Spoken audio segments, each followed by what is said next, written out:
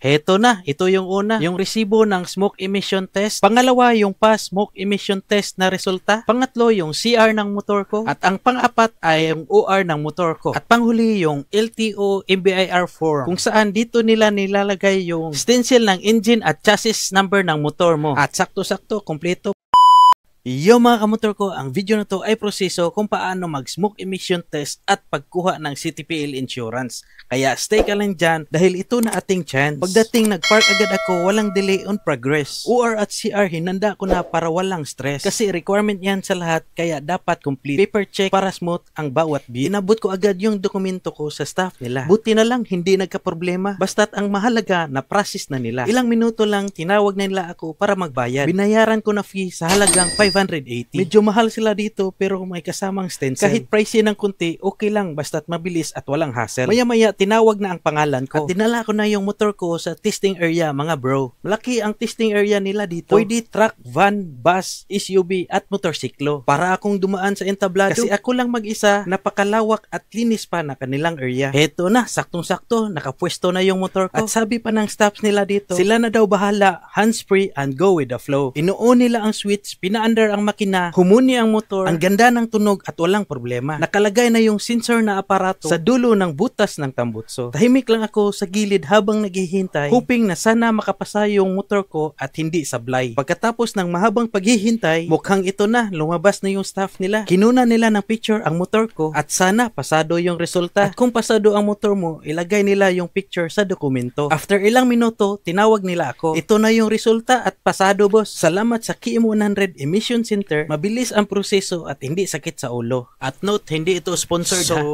Heto na, ito yung una, yung resibo ng smoke emission test. Pangalawa, yung pass smoke emission test na resulta. Pangatlo, yung CR ng motor ko. At ang pang-apat ay yung OR ng motor ko. At panghuli, yung LTO MBIR form, kung saan dito nila nilalagay yung stencil ng engine at chassis number ng motor mo. At sakto-sakto, kompleto, proceed na tayo sa pagkuha ng CTPL insurance. So kukuha tayo ng insurance mo Mars and Parts dito sa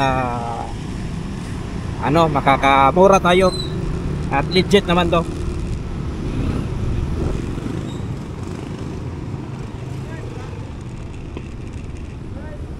Yung nila ay 300 lang sa motorsiklo. Yan o,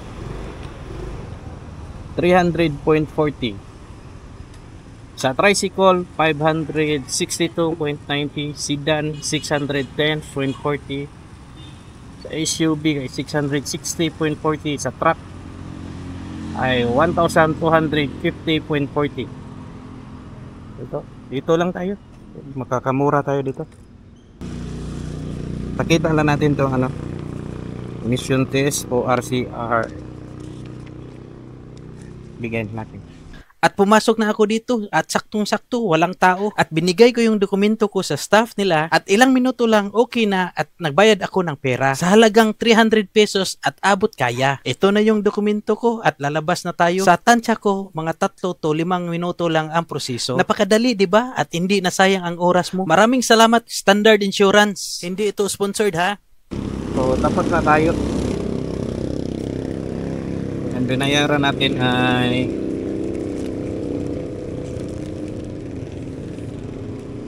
300 pesos lang. Ito bigay natin sa LTO at saka itong copy na to ay sa atin, personal copy na. Okay.